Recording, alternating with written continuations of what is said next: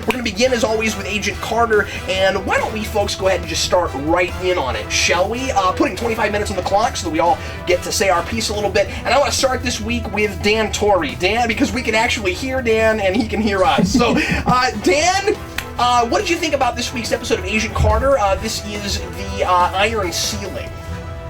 This was a really, really good episode of the show. I mean, all of them have been really impressive so far, but I think this may be one of, if not my favorite episodes of the show so far. It seems like we say that every week, but I really did enjoy this one. I love that we're getting to do a little bit of globetrotting. We went to Russia in this episode. I didn't really expect to see that in this series, but that was very cool to see. I liked all the background stuff about the Black Widow program that Natasha is probably involved with later on in the timeline, or maybe that little girl that stabbed Dum Dum was her, who knows. It was cool to see the Howling Commandos again. I liked all the character stuff with Peggy and the agent from the SSR that she took with her on the mission. All the stuff about him killing the Japanese soldiers that walked into his camp before realizing that they were waving a white flag was really interesting. It really sort of tragic. It brought a lot of dimension to that character because he was sort of just like the stereotypical, macho, misogynist guy from the 40s before, and he has a lot more dimension to him now. I liked all that stuff. I don't know, this series continues to impress every episode. There's stuff happening that I wouldn't expect. I love how smart Daniel is, the fact that he figured out who Peggy is by the markings on her shoulder. Yeah. All that. This series is really, really good. I'm really enjoying it so far. Manos. I just want to agree with pretty much everything Dan said. This was a very solid episode. I do love the trip to Russia. And starting with last week's episode, the bringing in of Black Widow program, the Red Room stuff, is a delightful surprise to the series. And it just goes to show you the world building that this show has been doing that I think is rather just wonderful, and it's doing it in such an easy fashion. It just doesn't feel like it's trying to do this. It's doing it very effortlessly. Also agreed with Thompson. The Thompson stuff was very good. Right, instead of like a one-dimensional, it's your two-dimensional misogynistic. And I loved all that stuff because he was, of course, like, I shouldn't bring a woman into this, which is hilarious. She was fighting the Red Skull, for God's sakes. Yeah. And the fact that he's the one who freezes up, actually.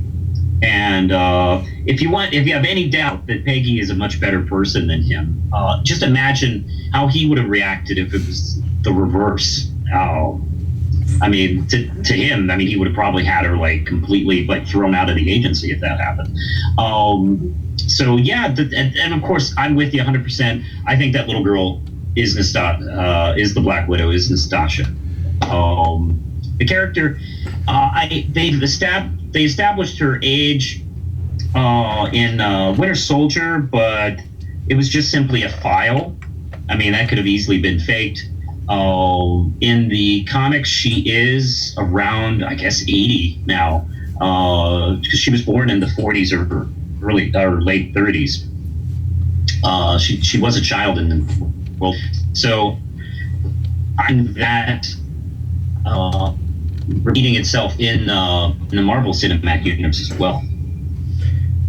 Yeah, it's kind of getting to the point where they'd have to do some sort of aging thing with her to make her the age Scarlett Johansson is and still be around for when the Soviet Union was still standing. Yeah, that's the thing I keep wondering about, is if there's some kind of alternate history here with the Marvel Cinematic Universe where the Soviet Union just lasted longer, but there hasn't been any talk about it. Well, listen, she has a line about seeing regimes fall in the Avengers movie. To me, that suggests, she's probably older than she looks. But then what you gotta wonder is why nobody's asked her the question on camera yet. No one's, well, I mean, I still looks like she's 20. If she was around during the Cold War, it probably doesn't occur to anybody. I don't know. I think there are definitely people who seem to know that she has something to do with the Soviet Union that would ask that question. But I don't know. if that is not who that is supposed to be, they were certainly alluding to the idea that that's who it was, and I would be, honestly, I think it's possible that we'll never know, or at least that we won't know until one of the movies finally tells us how old she is. I don't think Ultron seems to be playing around with that material. Yeah, and maybe that's setting us up a bit for Ultron. That's a great point. I don't think this series is gonna tell us that. There's really no way it would unless Scarlett Johansson shows up in Agent Carter playing like or it would even have to be probably a teenage actress. Come to think of it, wouldn't it? Because that would have been like 37. So yeah, I don't think that'll happen. I don't think we'll see a teenage Black Widow in this show. I agree. I don't think we'll probably dig any further into this show. That was that was definitely kind of a drop. Well, if that's what it is, I'll throw my 2 cents in here really quick. I did not expect to see the Howling Commandos in the show at all because we didn't open with them, and originally I thought that with the stuff that we got in the flashbacks in Agents of S.H.I.E.L.D. that this was supposed to be like a Howling Commando show, and when they didn't show up in the pilot, I was like, oh, well, they're doing kind of more of a spy thing with it, and it's really good, and I guess I don't care. And now it's just kind of icing on the cake, we get them anyway, and we get I think all the actors came back. Did anybody get recast? I didn't look. I didn't check. I know Dum Dum's the same guy, but I don't know if anybody else got recast. Not that I noticed. Okay, all right. But I'm not sure. Well then it didn't jump out at anybody. It didn't leap out at anybody. The guy who is Triplet's grandfather looked a little different. Okay, I don't know. Maybe, I don't know. I didn't check IMDb. But anyway, I'm with Dan. One of my favorite things about this episode was that we got to go to Russia, and I feel like, because, we keep, one of the big things that Dan and I said right out the gate with Agents of S.H.I.E.L.D. that we really liked about it was that it actually, was an international show, and they went places, and that they weren't just, in one city all the time, even though it was supposed to be a spy show, and that was one of the things that they actually got right with the whole spy thing. And then this show, ironically, has felt much more like a real espionage thriller, and has been in one city so far. And so then we get to go, we get to leave, and we go to Russia, and I think that the way they've been shooting the show all the way through has been really consistent with how they shot Captain America First Avenger, and, the way they're doing their filters, and the way that they're making that period look, and making it authentic, but also making it feel like we're looking at it with a little bit of a contemporary lens looking back. It's a little bit of like a nostalgia filter, and I like that we're still doing that. I thought Russia was the same way. It looks like the Russia from Winter Soldier from First Avenger, and the way it was shot, and I kept thinking about the Bucky falling off the train thing, like the whole time we were there. Atmospherically and visually, I really dug this. But all the banter with the Howling Commandos is really super fun, and I thought that once again they were written really consistently from what they were before. I like that Agent Carter is starting to get a little bit more credibility with the SSR, especially because we can kind of guess sort of where things are going to end at the end of this miniseries, and when we get there, she's gonna have to have built up. We're gonna have to believe that she's built up enough credibility to help found S.H.I.E.L.D. So this needed to happen about this point, and I'm glad that we're there already. I like how Howard Stark is still kind of felt here, even though we don't see him. His presence is kind of still there, and it helps a lot that we got to deal with him last episode, but they're not overusing that. And we got a really cool one scene appearance with John Glover, of all people. That was really exciting for me. I love John Glover, and he's still doing his creepy Lionel Luthor, I'm telling you just as much as I want to tell you thing, and I really enjoyed him in that role. I don't think we'll ever see him again, but that was really cool. So anyway, I didn't have a worst moment. My best moment was the Commandos banter, and specifically the Yeti versus Abominable Snowman gag, which just kept going, and I thought that was really, really great. Did anybody have a favorite quote? I do. I like that exchange between Duncan and Peggy, where he during the firefight, he says, "What would Cap say if I left his best girl?" And she said, he would say, "Do as Peggy says." I think that's great, because that's not what he would say at all. I just love how British Agent Carter is. Like, she's calling people bloody wankers and things like that. That made me chuckle when she said that. And that was a nice I wanted to bring up when you were talking about your favorite line. I thought that was a comic book reference to the villain, the Wendigo, who looks like a abominable snowman Yeti kind of guy. Oh, maybe so. I didn't even think of that. That's cool. Yeah, I was kind of hoping that that's what they were going for. He fights Wolverine in the X-Men all the time, so I don't know how the rights work with that, but... We seem to have lost Manos. Hopefully he'll be back here in a second. Steve, did you have a favorite line? No, I did not. It's the same with every episode where every line is just good, so you might as well just write down the whole script at that point. I liked Peggy's everybody freezes sometimes speech. I like the poignancy of that with the war stuff. I like that we're not just bringing in the Howling Commandos and making it a comedy episode, that we're actually talking about what war does to people and how difficult it is. And again, still feels so much like a real sequel to Captain America without Captain America in it, in dealing with that stuff. I also liked Carter telling Dugan to stop yahooing. I don't know. That was kind of fun. Let's go ahead and do trivia questions real quick. We'll give you a trivia question, and then at the end of the program, we will go ahead and answer it for you. Hopefully, Manos will be back here with us here in a minute. I'll try to get him back. Steve, did you have a trivia question for us today, sir? Yeah. So in the comics, what are the male equivalents to the Black Widows in the Red Room called? I didn't know that there were such a thing. Yeah, they have 3 separate divisions. One of them is all female, one of them is all male, and one of them is mixed. I gotta ask you guys a question, because this is material that I'm not real familiar with. The whole sleeping with the handcuffs thing, is that comic book, or did they add that? I've never seen that in the comics. I haven't read a ton of Black Widow comics, to be honest, so I don't really know. I like that a lot. When at the end, when Dottie, full-grown Dottie, does it to herself before she goes to sleep, that was chilling. Yeah, it was. Yeah. Just that like she would be conditioned like that, and that she's that loyal to brainwashed, and wow, good stuff. Really good but creepy stuff. Dan, did you have a trivia question? Mine was, which comic book did the Wendigo first appear in? Okay, then. And my question is, so there are several animals that are thrown out as passwords for the 107th Regiment, but then we finally find out what the real password is. What is the animal that is the real password for the 107th Regiment? We'll go ahead and talk a little bit more about the episode now while we're waiting for Manos to get back, and hopefully he comes back. Any nitty-gritty stuff you guys want to get into and tackle? Any specific scenes that you'd like to get into and discuss?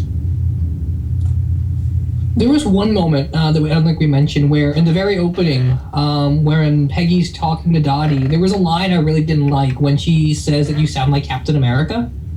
I thought that was really forced and seemed to come out of absolute nowhere. Do you remember what her line was before that was said? Because I remember that too, but it didn't bother me.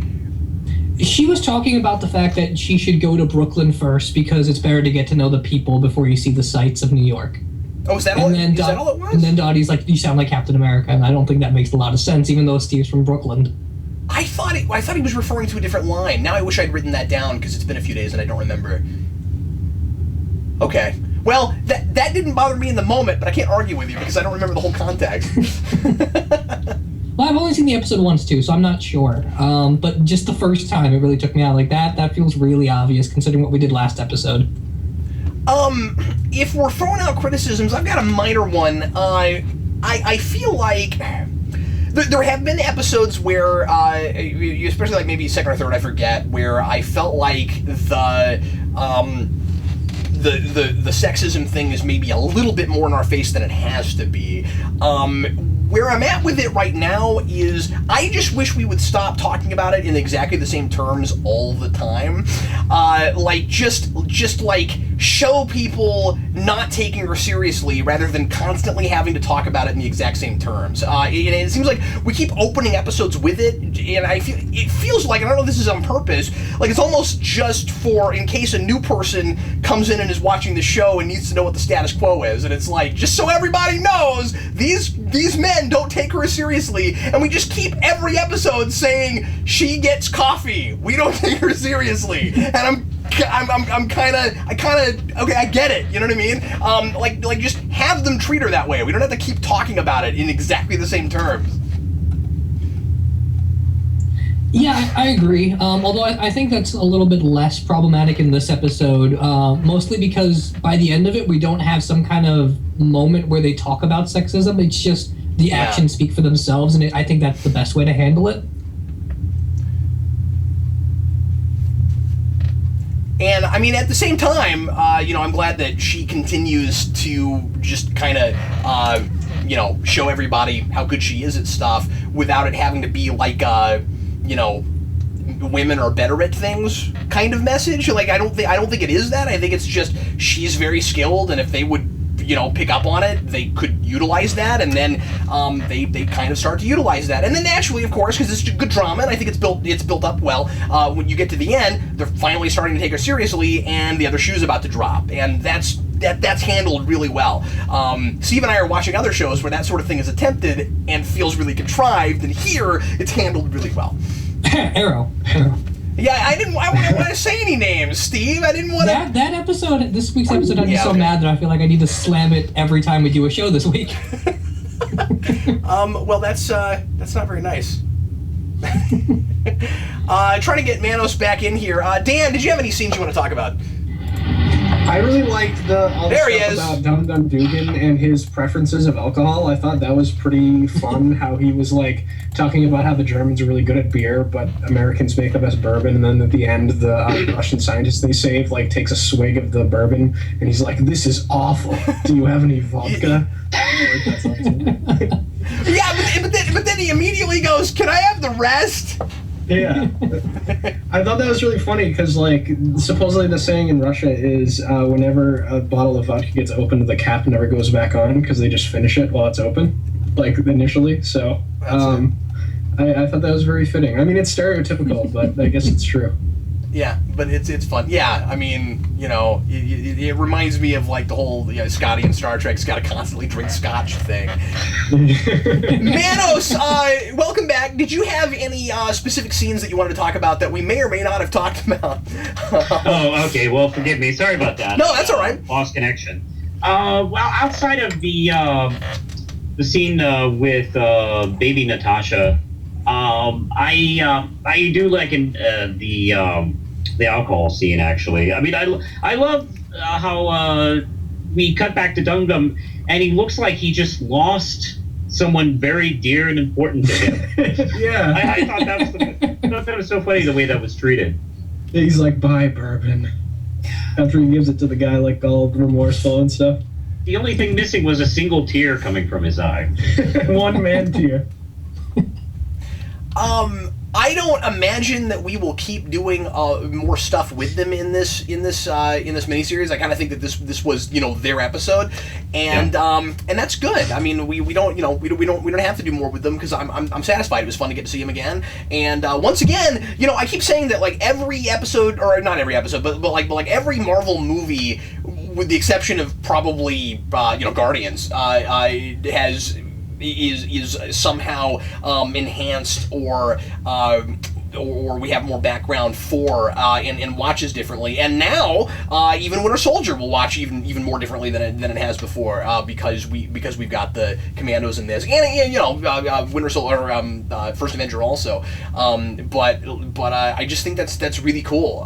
This show feels. I keep saying this, but it doesn't feel superfluous. It really feels like I'm glad we've got it, and I think there's going to be a lot of people just going to the movies that will have skipped this because they didn't like Agents of S.H.I.E.L.D., and they're missing out. They're missing out on something that's really informative. I agree. Yeah, I think. Oh, wait, sorry. go ahead. You go. I was just going to say, I hope that they continue the trend of whenever S.H.I.E.L.D. is on break doing miniseries like this, because, Yeah. I mean, I'd love to see another Carter one, but if they ever got around to it, I'd love to see a series about the Howling Commandos in post-war Europe and adventures. Like they said, they try to keep the peace, and they're trying to put everything back together after Europe's been war-torn and ravaged by World War II. I'd love to see a show about that. That'd be awesome. You're right. There is a war show there. Now, the question with something like that, of course, would be how do we make it comic book enough? Because what's been really helping this show is you've got the Stark Tech, and they can do kind of the futuristic but in the 40s sci-fi stuff, and I kind of figured that will be probably one of the big requirements for more shows like this, like little extra things. Will be, well, it's got to be comic book enough. My guess is if they continue to do mini shows like this, it might not be a bad idea to explore some of the other film franchises, like maybe Lady Sith and the Warriors 3, That's for a great instance. point. Yeah, that's great. I would love that. That's That great. would be See, for awesome. instance, yeah. Yeah, you just tickled Dan's happy bone. Yeah. Every movie that seems to come out, one of the big complaints is always, oh, there wasn't totally enough of blah, blah, blah. They should have used more. A miniseries every so often would be actually a good way to explore that. Well, and we've got so many cool places we can spin stuff off, because that wouldn't just be a spin-off of the Thor movies. We got a great Sif episode, in Agents of S.H.I.E.L.D., and it gave her like 1,000 times more character dimension than those movies did. So, And we give could her a introduce show! characters like Balder the Brave and stuff like that in that series. That would be awesome. Yeah. I'd love to see that. And if you're worried about money, although this series has great production values, and obviously you've got to build sets and things and make it look like the 40s, so I'm not sure how hard it would be to do a little bit of Asgard, but why don't you just take the Warriors 3, stick them on Earth for eight episodes, make it to where they can't get back on the Rainbow Bridge, and you're done. I mean, like, I'd watch that. I'd watch that. Dan, some of our favorite comedy stuff in Simonson's run was when they were on Earth just going around trying to figure out what you're supposed to do on Earth being tourists and wearing goofy sweaters and stuff. Yeah, Volstagg is the best. A show that primarily focuses on him as a main character would be awesome. And it would give Ray Stevenson regular work. He's an actor I like a lot. Yeah. And that sounds horrible, but I mean, like, Ray Stevenson is a good actor, and he doesn't get enough to do. He's a great actor. No, what you do is you take Volstagg and you give him, like, a job at a Dairy Queen, and then... In JMS's run, he goes into diners all the time, and that's always fun. You would watch the show that's Volstagg and a Dairy Queen. Anyway, I want to talk predictions for a minute. Tell me if I'm way off base here, but with the name drop we got in the first episode, I don't see how Vanko is not somehow involved with Leviathan. Mm-hmm. Oh, of course. Yeah, especially since it's a Russian thing. Who else? A, it's a Russian thing. B, it's somebody that wants revenge on Stark. I mean, somebody set him up, and there's been no discussion about Vanko since the first episode. There's a part of me that kind of wishes that we never got the name drop, because it would be a bigger reveal, because if we hadn't had that mention early on, I might not have thought about it yet, just because, maybe I didn't have Iron Man 2 in my brain. Well, also keep in mind that, maybe not everyone has seen Iron Man 2 or remembers that part of it, so that might be asking a lot for viewers, especially casual viewers. So at least having him make an appearance of looking totally innocent and, helpful, for instance, might not be a bad idea. No, but my rebuttal for that, Manos, is I'm not sure that was significant enough, or that would have come off as significant enough that anybody watching just this show, not even thinking about Iron Man 2, would remember it. You know what I mean? Like, it's still, if it happens, it's still going to come off like a giant reveal. Because I think the only reason I caught it was because I remembered Ivan Vanko's name. So, I mean, like, I'm only even talking about the Vanko thing because I watched that movie, remembered it, and it was mentioned in that first episide. Like, a casual viewer's not going to remember that. I actually agree with you on your prediction, actually. I do think Vanko is heavily involved with this, and will be the explanation, like, why, he got in so much trouble, actually. Who would have guessed that this show would be almost an important prequel to Iron Man 2 of all things? Yeah. But, it's really cool, and once again, it enhances that. If you go back and watch Iron Man 2 and you start, you you get that intro where they're talking about him stealing, Tony Stark's ideas and stuff. Or I'm sorry, strike that, reverse it. Tony Stark allegedly stealing his. Then you're like, oh yeah, that's the show. We already saw it. That's really cool. If that's what it is, Dan or Steve, do you think there's any other possible explanation? Is it possible that is a red herring for those of us that know who and what Vanko is?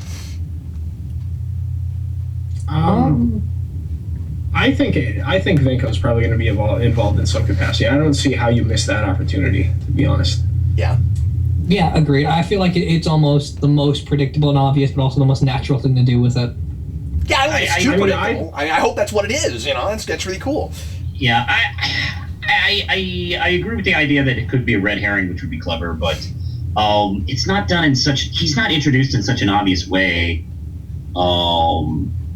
that it's suggesting he's a bad guy. That would be my only thing that made me think it's not a red herring.